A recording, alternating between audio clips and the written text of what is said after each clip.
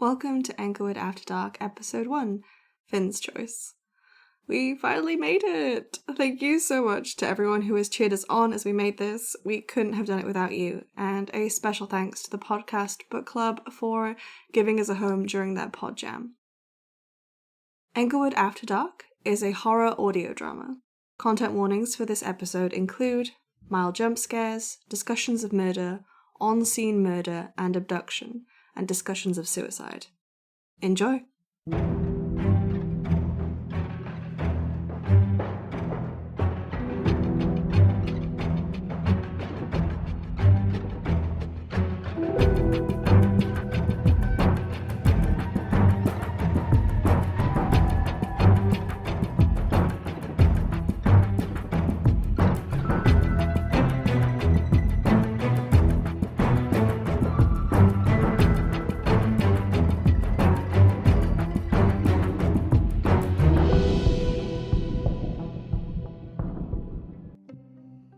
Hey there, intrepid mystery lovers, and welcome back to Englewood After Dark. I'm your host, Boundless Optimist, and this is my co-host, Miss Killjoy. That's Lady Killjoy to you. My apologies, Lady Killjoy. I'm Finn Nightingale, and this is Lady Eve Killjoy Pemberley. And we're coming to you live from our borrowed university studio. Englewood After Dark is a weekly delve into the world just beyond your field of vision. Into the dark and dangerous spaces, beyond what is known, and into the unknown. Englewood After Dark is a weekly dialogue where Finn attempts to convince me that ghosts are real, and I remind him that this isn't an episode of Supernatural. If this were Supernatural, we'd both be in super hell. And this week, Finn dragged me into the woods on his most ridiculous field research yet. That's right, dear listeners. We're headed into the woods behind campus and up to the old murder farm. Wow. I make all my best Amazon purchases at 3 a.m. But we shan't keep you in suspense, lovely listeners. Let's go back to where this all began.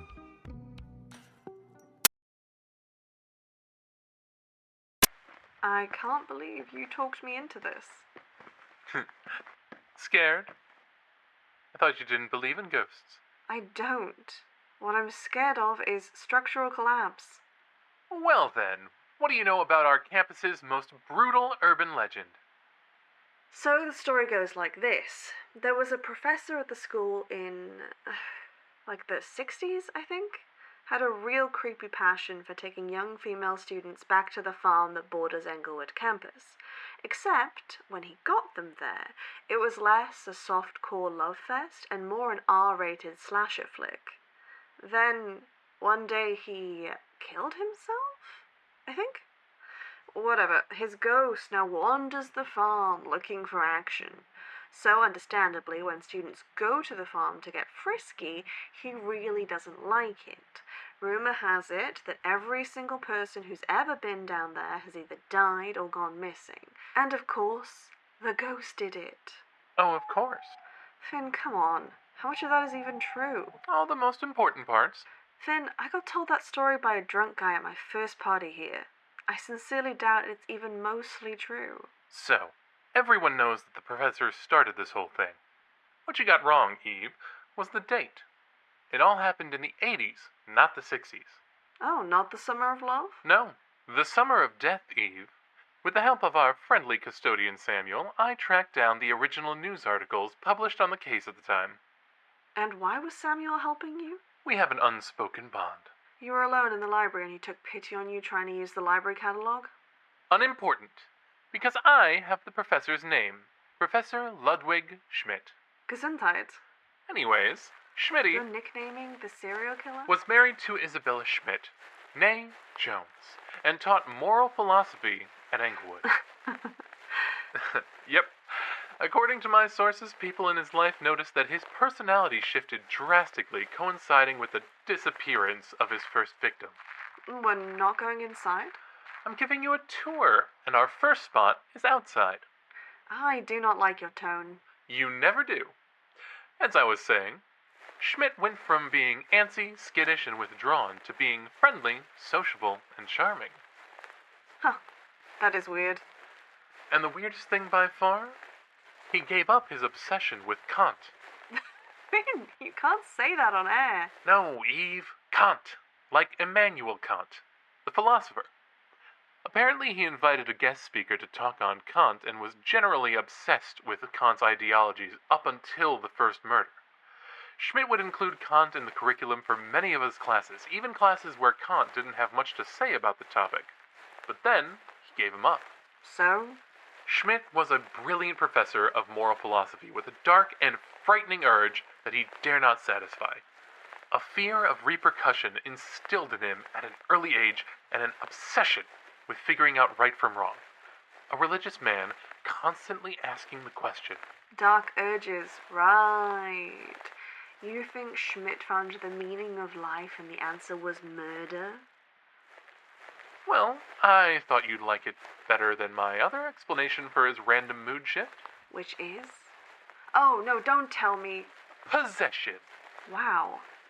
Dramatic much? And here we are. What, the patch of garden? No, not a patch of garden, Eve.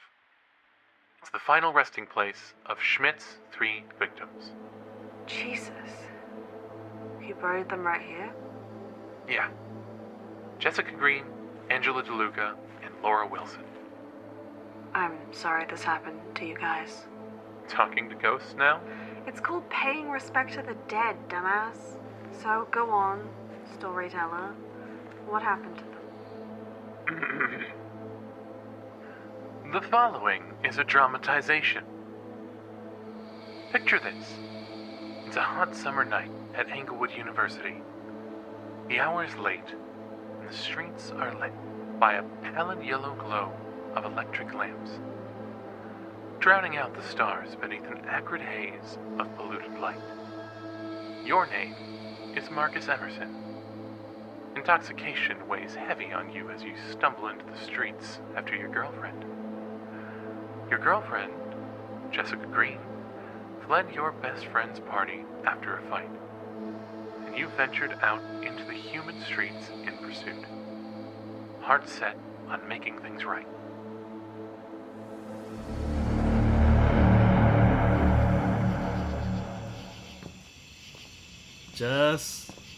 Jessica, come on, baby, I'm sorry.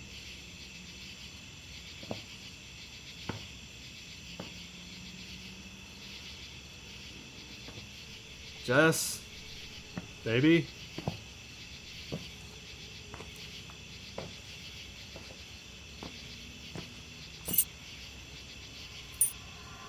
Jessica!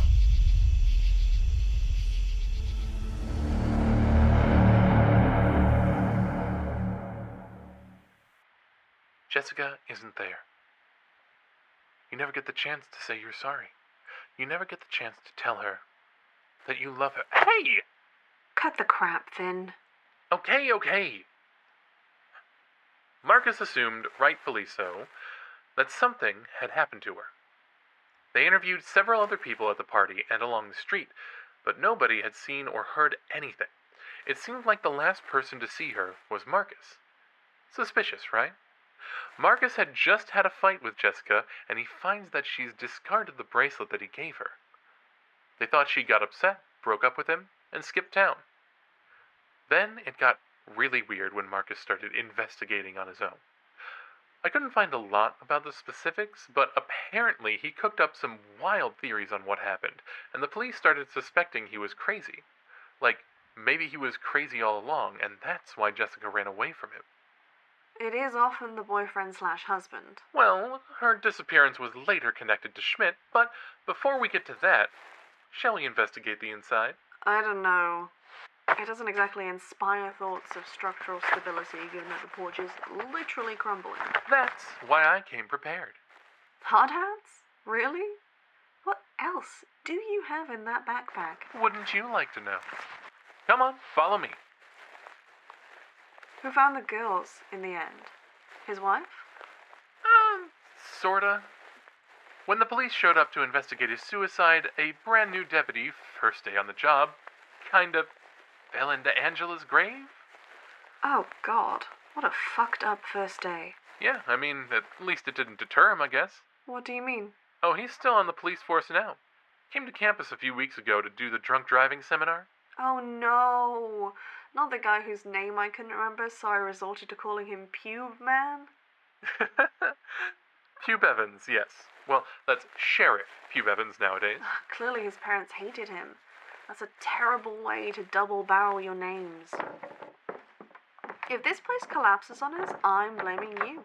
You sure you're not just afraid we'll encounter the spirit of old Schmitty inside? Are you for real?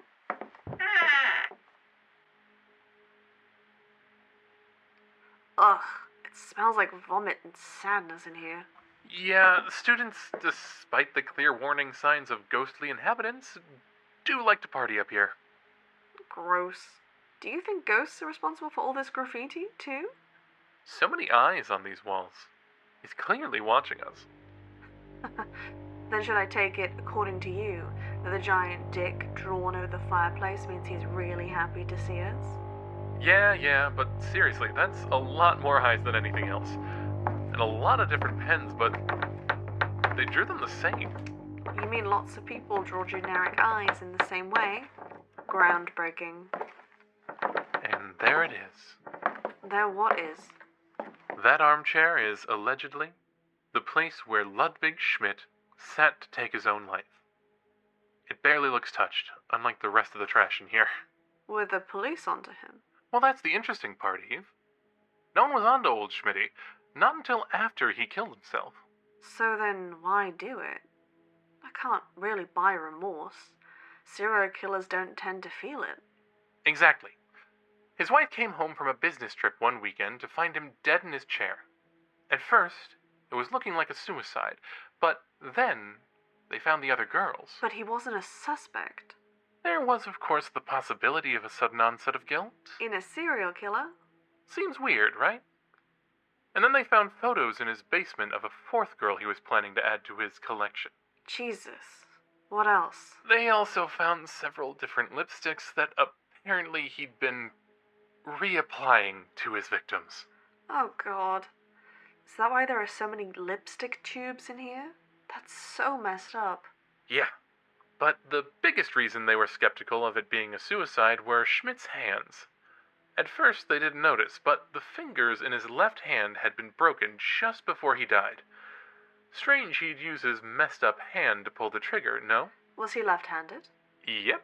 So, whoever wanted it to look like a suicide knew enough to use his left hand and hoped the police wouldn't look close enough to see his fingers. Precisely. And the cops felt the same. So they began to delve into Schmidt's life to find out the whys. Ooh. Oh? Cold spot. Oh, come on. Come on yourself, Eve. The original disappearances ended with Schmidt's death, but was only the beginning for the murder farm. Schmidt's ghost is still out there. He could be watching us right now.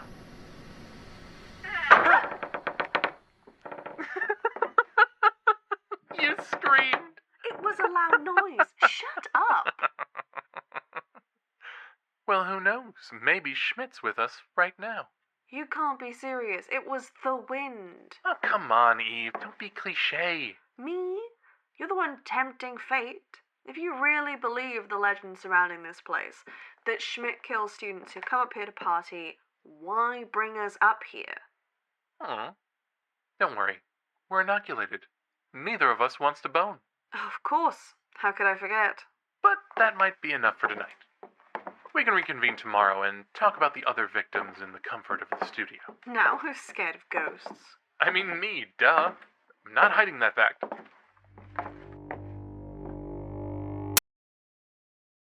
So, tell me about Schmidt's other victims, Angela and Laura? You got it. Our next tragic turn of fate brings us to the spring of 1983 and the disappearance of Angela DeLuca. Angela was best known as the captain of the women's volleyball team, the Englewood Woodies. You have got to be kidding me. Too weird to be fake, sorry. You can see why they changed it to the Englewood Comets. Anyway, it looks like Angela was a real star athlete. Angela reportedly went for daily jogs on the edge of town with her boyfriend, Eric. So one day, she goes for her daily jog, Except this time, she never comes back. The interesting thing is, this time her boyfriend wasn't running with her because he was staying late after sports practice to help with, I don't know, sports stuff. The world of sports ball is a weird one, yes. Reportedly, the last person to see Angela was a local cashier. They were on a smoke break, and they say they saw Angela at the start of her jog as she headed down the road, and remembered waving to her. But they were called inside, and 5 minutes later, when they stepped back out, they didn't see Angela on the road, even though from the store you can see all the way to the far end of the running track.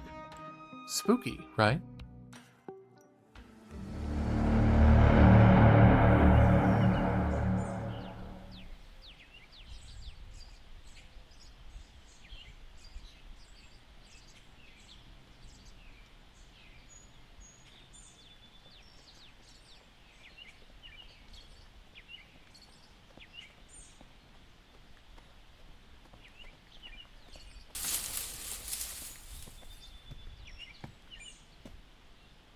Is someone there?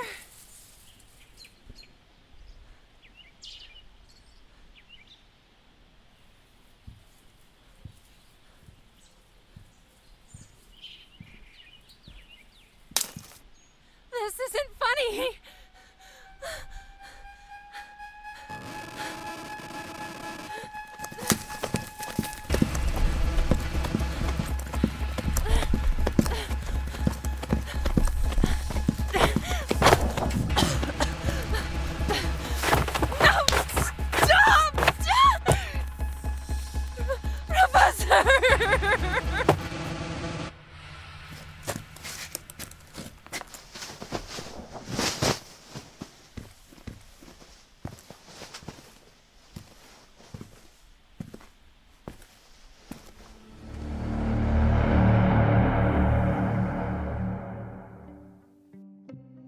Spooky isn't the word I'd use.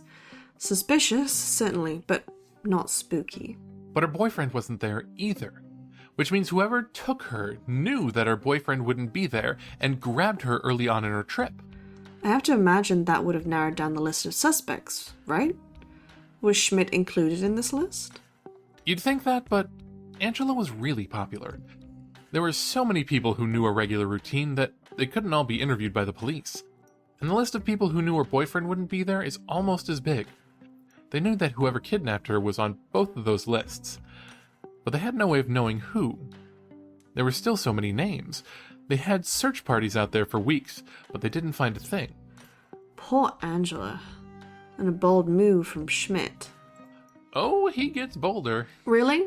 It's hard to imagine how he'd top the captain of a sports team, short of murdering an important faculty member. Not quite. It was Laura Wilson, the school orchestra's first violin. The important bit isn't the who, it's the when. Laura disappeared on the university grounds during an intermission. She left to use the bathroom and had no reason to leave the building. Oh, the serial killer was inside the opera house? Yeah, the place fell into hysterics. A lot of wealthy people threatened to withdraw donations and scholarships unless something was done about the security on campus. In hindsight, maybe Schmidt just acquired the keys to the auditorium building, but imaginations were running wild. Some people accused the second violin of conspiring against Laura so they could steal her position. Some thought it could have been the conductor of the orchestra. Could it have been a friend of Laura's? The head of the university? The custodian? You leave Samuel out of this. Samuel is in his 40s. He would have been a child in the 80s, and if my memory serves correctly, child labour laws in the 80s prohibited 7-year-olds from being janitors. I'll let you off this once. You're so benevolent. Don't you forget it. Anyway, the investigation was kept under wraps, probably for security. But this was back when key cards and fobs weren't really a thing. You had regular locks and keys, so they didn't have much to track Laura or her assailant. Honestly, all 3 victims left very little behind to go off. They should have been cold cases, and they would have if it weren't for Schmidt himself. Right, the implausible suicide again. Right you are, Eve. But we'll have to pick this up again after our commercial break. Hey there, you sexy, sexy bibliophiles. This week, Englewood After Dark is proud to announce that we are partnering with the campus bookstore. We're coming to the aid of the effervescent Valerie, the shop's newest employee who asked not to be named. Sorry, Valerie.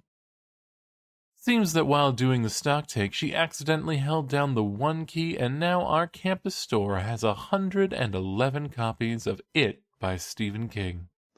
So, if you're in the mood to help a lady out, broaden your literary horizons, or just get a good deal, head on down to the store where all copies of the book are now on sale for 50% off. And remember, not all sexy folks read, but all people who read are very, very sexy. Deal only lasts while supplies are available. Dude, Valerie's going to kill you. It'll be fine. But speaking of murder, A truly atrocious segue. we all know Schmitty's death opened a proverbial can of worms. Not only was his suicide suspicious, but it didn't stop deaths from being linked to the murder farm. In fact, the urban legend grew legs. It grew legs? Come on, Finn. How certain are you of all of this? All jokes aside, I got most of this information from a book at the library. There's an Englewood alumni who went here about a couple of decades ago. He's an author now, and his first book is actually all about Professor Schmidt. Is this a credible source, or did you find it next to Stephen King? Haha, very funny. No. Learned my lesson from last time.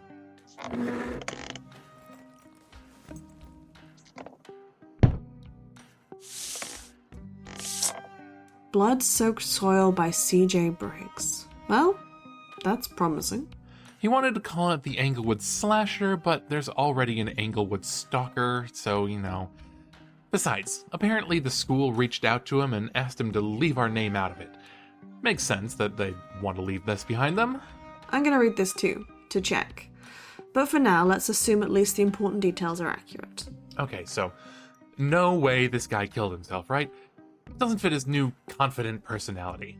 Only reason he'd have to pull the trigger was if someone found out about it. I'd be willing to bet that someone did find out.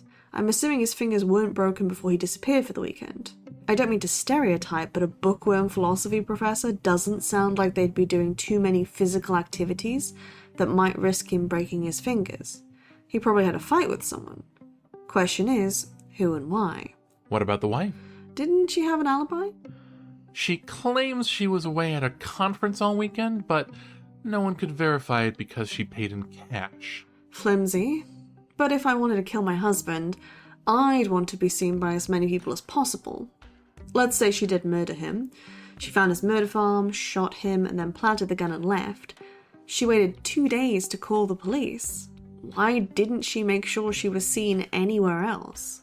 Maybe she was spending that time cleaning up the crime scene. 48 hours to wipe away fingerprints? Especially given you own the crime scene? It wouldn't be odd to find traces of her anywhere there. But her alibi is flimsy, like you said. Maybe she's just a bad murderer. Or she could have waited 48 hours to obscure the post-mortem report and just be terrible at planning ahead for an alibi. I mean, if she was that bad, wouldn't the police have caught her? Well, can't rule her out yet, but does it say in that book who was the last person to see Schmidt alive? A family friend, Elliot Quinn. Apparently he and Schmitty were hammered when they left the faculty drinks that night. They walked home together around midnight. Anyone corroborate that? The next-door neighbor woke up when the two of them arrived at Quinn's house, said they heard them get into an argument. Quinn went on record later saying he didn't remember what the fight was about. Yeah, but if you're drunk enough to have memory blackouts, you're normally too drunk to get yourself home. Lady Eve Killjoy Pemberley is clearly an expert on partying hard and being blackout drunk. Every single time I've been blackout drunk, you've been right there with me. We're partners in crime and crime solving. Okay, so we have potential in Quinn and in the wife. We should look into them more for next week. Sounds good to me. Then now it's time to discuss a motive. A wicked, sinister motive. Right after this commercial break.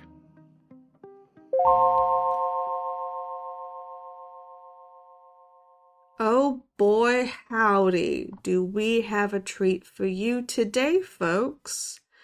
Our very own Englewood Theatre Department is putting on Oklahoma with a twist. What's the twist? I hear y'all hollering. Well, that's a secret best kept for the actual performance, but I do have some teasers for you. The words alien, time traveler, and pistachios should set your minds racing. It's Oklahoma, but not as we know it. Starring our very own Finn Nightingale and campus favourite Emma Fitzroy. Tickets are on sale in the main office of the drama department. Ask for Mandy. You can also find tickets in the campus shop. And next week, there'll be a pistachio-themed bake sale in the cafeteria to raise funds. So get your tickets now for a night of campus fun. I hate you.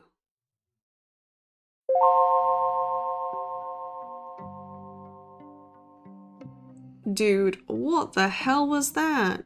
Art, Lady Killjoy. That was art. I'm never letting you write copy for the ad breaks ever again. Oh, sure you will. You hate writing the ads. Yeah, I really do. Now, back to motive. C.J. Briggs has a theory, particularly about how Schmidt's change in attitude might have come about and led to the murders. See, Briggs talks a lot about Schmidt's beliefs in psychology in Chapter 2, called What Makes a Killer. I hope you know I'll absolutely be vetting any of Briggs's claims about psychology over the next week. Oh, look at me, I'm Eve. I wrote a whole paper on abominable psychology, so now I'm an expert in the field. First, it's abnormal psychology. Second, it's 2 papers now, as well as 5 other psychology papers which are important for my degree. And third, I'm an expert in the field of abnormal psychology because I spend time with you, Finn. Well then, hey, I'm flattered you think of me as such an excellent case study. Wait, shouldn't you be paying me for participation? I can offer you a voucher for a free cheeseburger at McDonald's.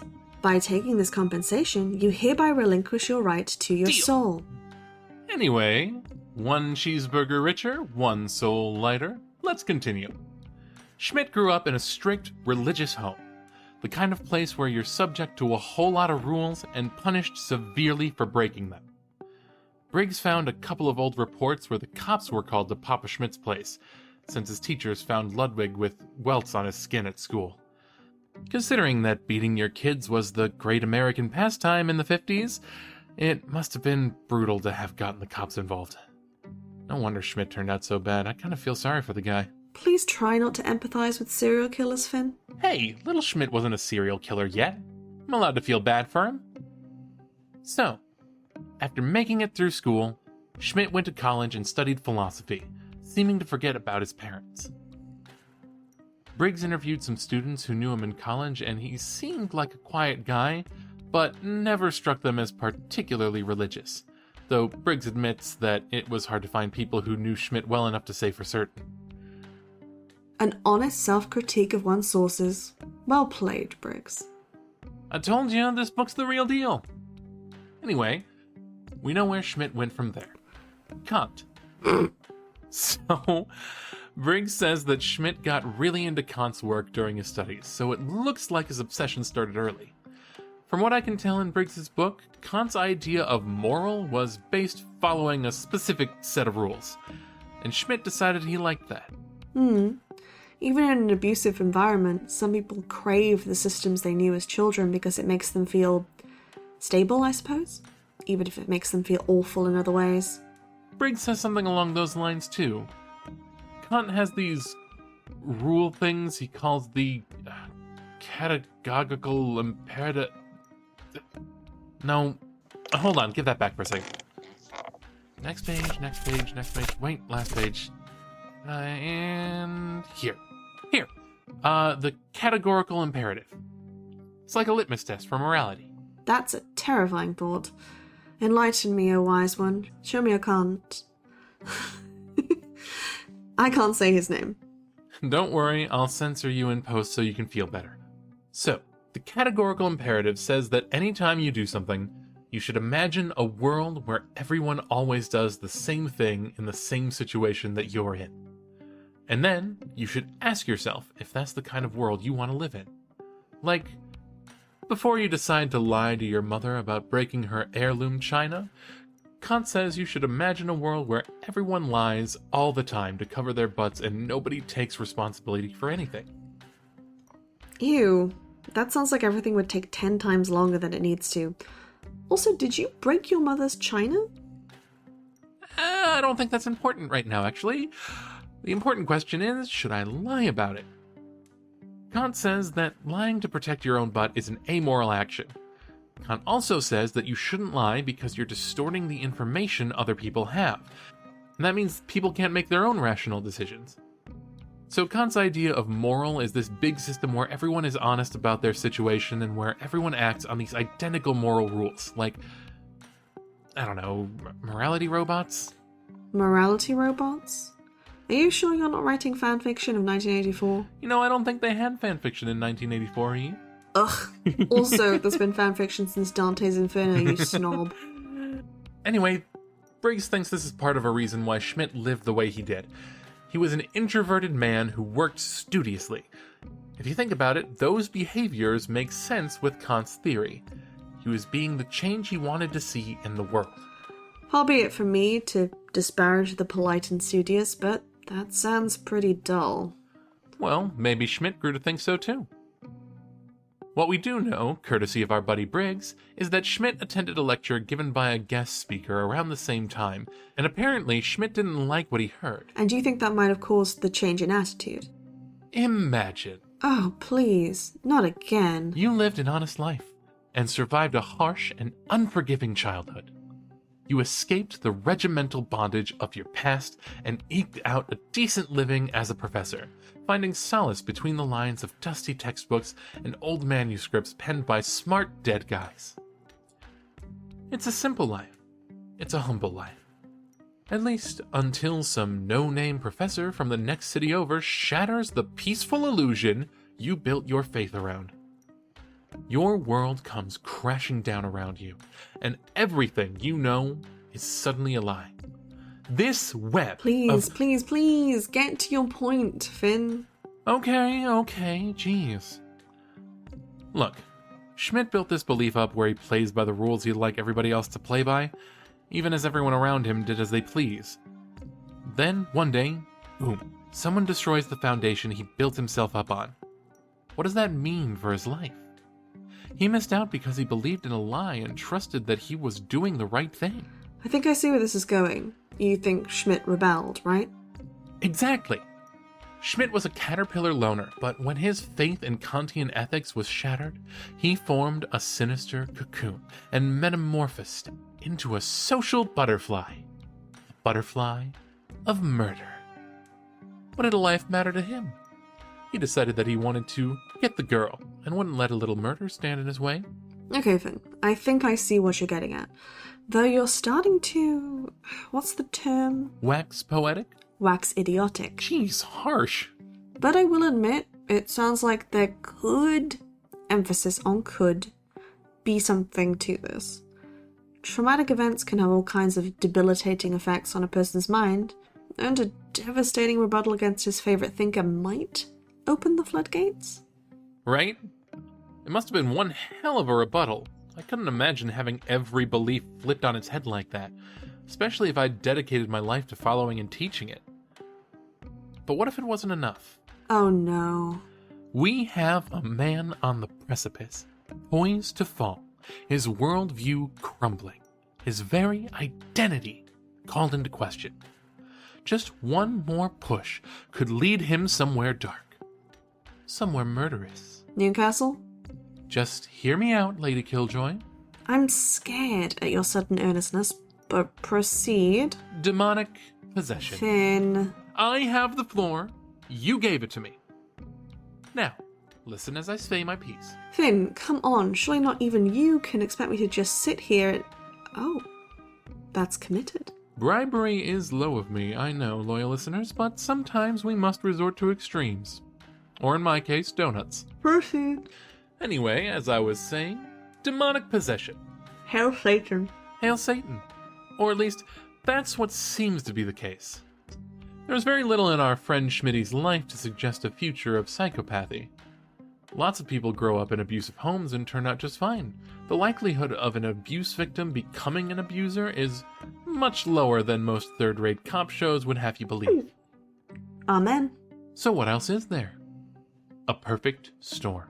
A person casting around for answers after losing all meaning. A space for something to crawl inside of and take root. Then, the sudden confidence, the new lease on life.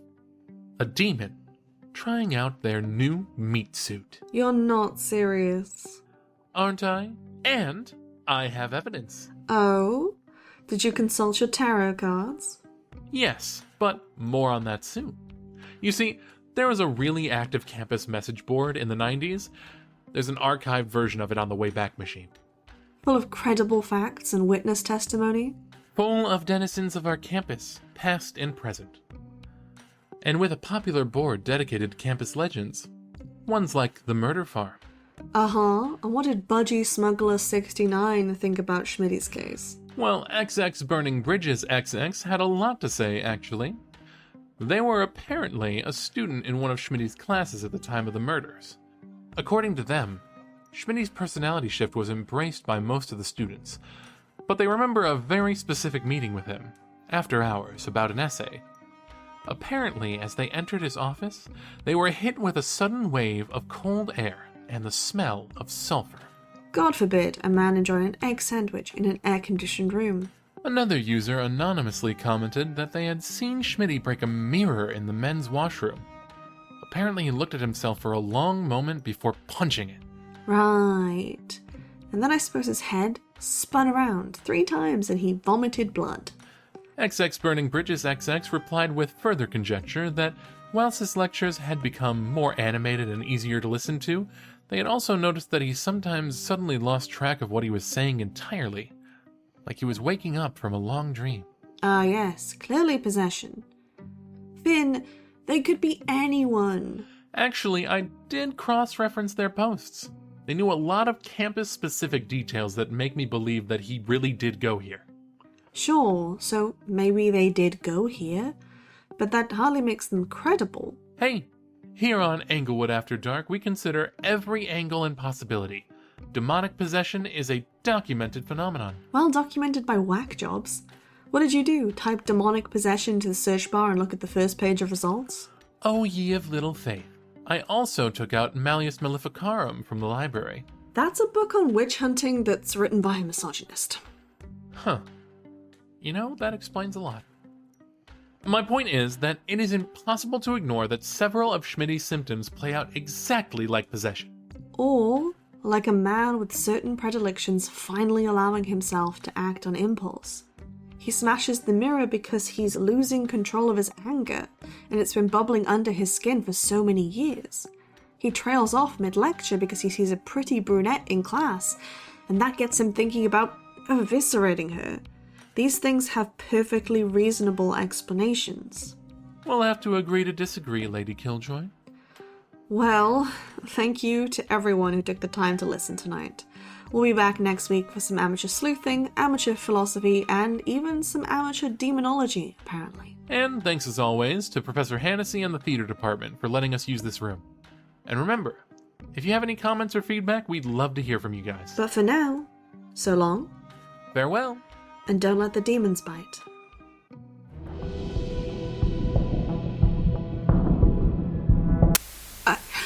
I don't have a lot of time to talk, but I need to get this out there. These are the original episodes of Englewood After Dark, the undoctored ones. They don't know I have these yet, and they'll probably get taken down, but I have to try. You guys deserve to know the truth, and I need your help. They've been watching us for a long time. There's something we missed in these episodes, I know it. I'm going to post as many as I can before they find me. Please, find out what they want. What it wants. Share this with anyone you think might be in danger. We can beat this. I know we can. We have to. We've lost too much to give up now.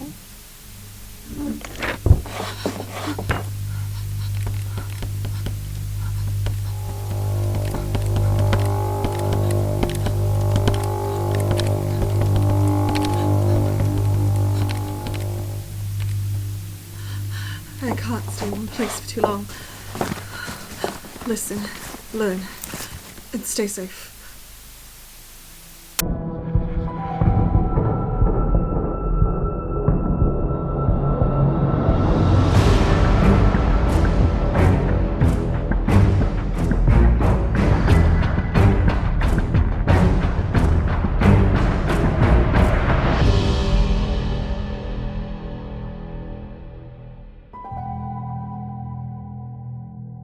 You just finished listening to Englewood After Dark Episode 1, starring Dennis Altman as Finn Nightingale, Hannah Brown as Eve Pemberley, Martin Laston as Marcus Emerson, and Brittany Finlay Hayes as Angela DeLuca. On-air music was provided by the talented Ethan, and opening music by Nicholas Gasparini. Written and sound designed by Hannah Brown, Dennis Altman, and A. Rose. Find out more on our website at englewoodafterdark.com.